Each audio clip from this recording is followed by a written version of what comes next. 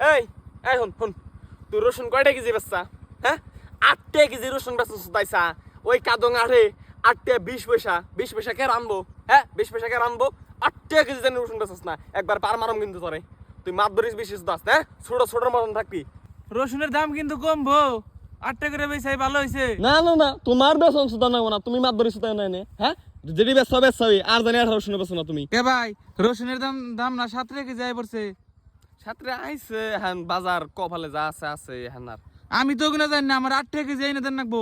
তোমার আমি কইছিলাম যে 8 টাকা কেজি বেচলে ভালো হবো, বেশি হালাই ব্যাখ্যানি। এই বুঝস না কে ছোট মতন থাক।